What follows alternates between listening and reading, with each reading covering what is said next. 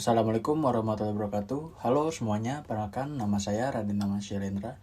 Pada kesempatan kali ini saya akan menjelaskan 5 pembahasan mengenai kondisi ekonomi di Indonesia dan juga tentunya untuk memenuhi tugas ujian akhir semester mata kuliah ekonomi internasional.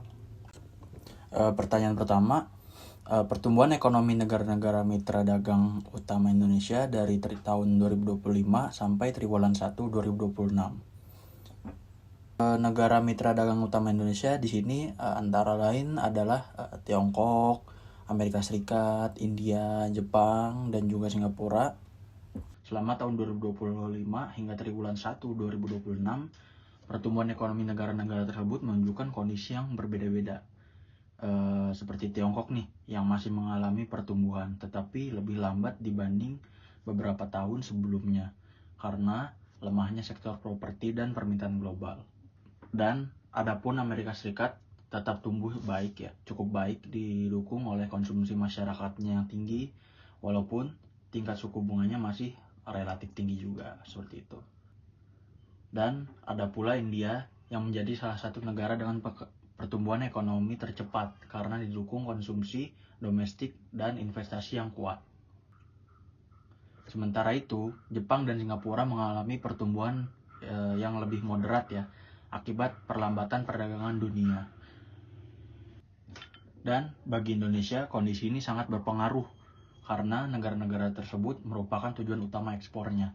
Ketika ekonomi mereka tumbuh, permintaan terhadap komoditas Indonesia seperti batu bara, CPO, nikel, dan produk manufaktur juga meningkat.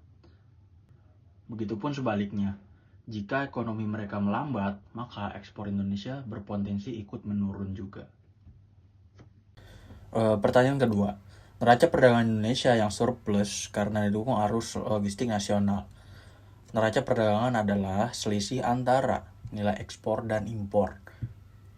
Indonesia masih berhasil mempertahankan surplus neraca perdagangan selama puluhan bulan berturut-turut. Kondisi ini didukung oleh meningkatnya ekspor non-migas, terutama komoditas seperti minyak kelapa sawit besi dan baja, nikel, serta berbagai produk manufaktur lainnya. Selain itu, arus logistik nasional yang semakin baik juga berperan penting nih. Pembangunan pelabuhan, jalan tol, kawasan industri, serta digitalisasi sistem distribusi membuat proses pengiriman barang menjadi lebih cepat dan efisien. Logistik yang baik mampu menurunkan biaya distribusi sehingga produk Indonesia menjadi lebih kompetitif di pasar internasional.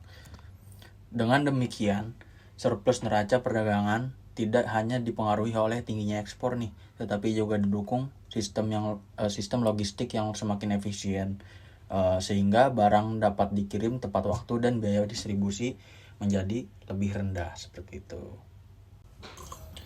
Pertanyaan ketiga, kondisi perekonomian Indonesia saat ini dan dampaknya terhadap pekerjaan sehari-hari kita serta pengelolaan keuangan pribadi.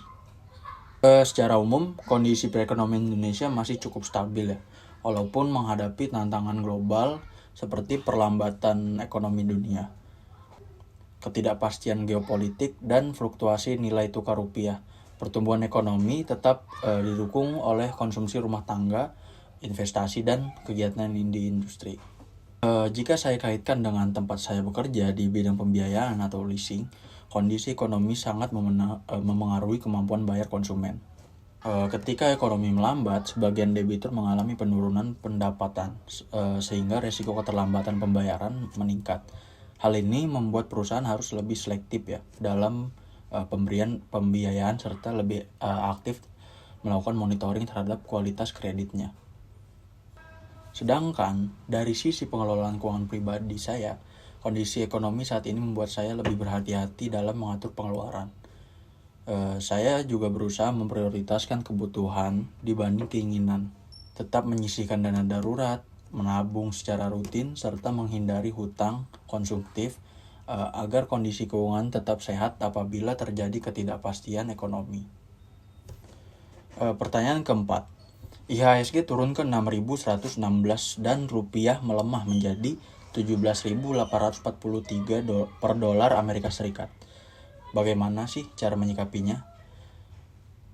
Penurunan IHSG dan melemahnya nilai tukar rupiah menunjukkan bahwa pasar sedang menghadapi ketidakpastian. Penyebabnya bisa berasal dari kondisi ekonomi global, arus modal asing yang keluar, maupun sentimen investor. Dalam kehidupan sehari-hari, saya akan menyikapi kondisi tersebut dengan beberapa langkah. Pertama, lebih bijak dalam mengelola pengeluaran dan mengurangi pembelian barang impor yang harganya menjadi lebih mahal. Kedua, tetap mempertahankan tabungan dan dana darurat agar memiliki cadangan keuangan apabila terjadi kenaikan harga. Ketiga, apabila berinvestasi di saham, saya tidak akan panik menjual aset hanya karena harga turun dalam jangka pendek. Sebaliknya, tetapi saya akan melihat prospek investasi dalam jangka panjang.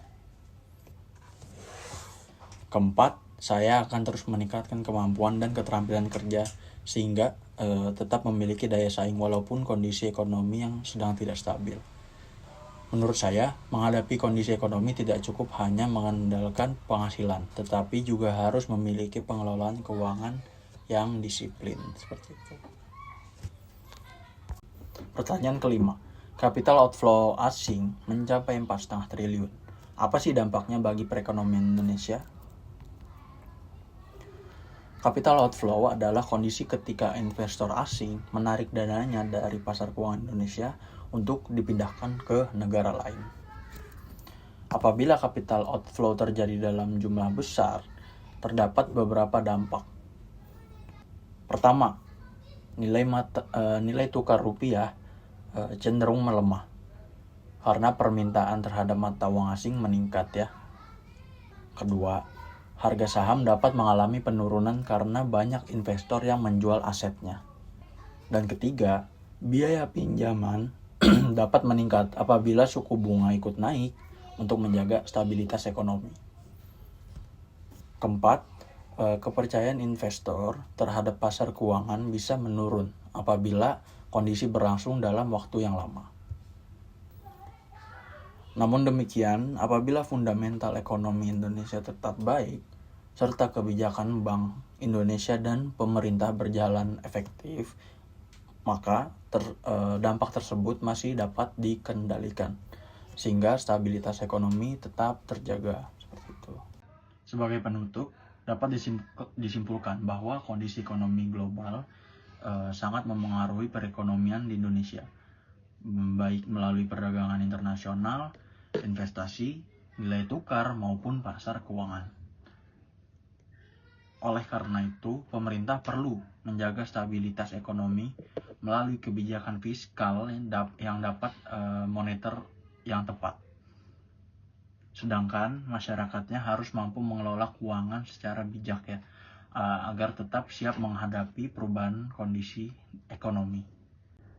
Materi yang telah dibahas menunjukkan bahwa setiap keputusan dalam manajemen harus mempertimbangkan berbagai aspek, mulai dari kondisi internal perusahaan, lingkungan eksternal, sehingga dampaknya terhadap kinerja organisasi.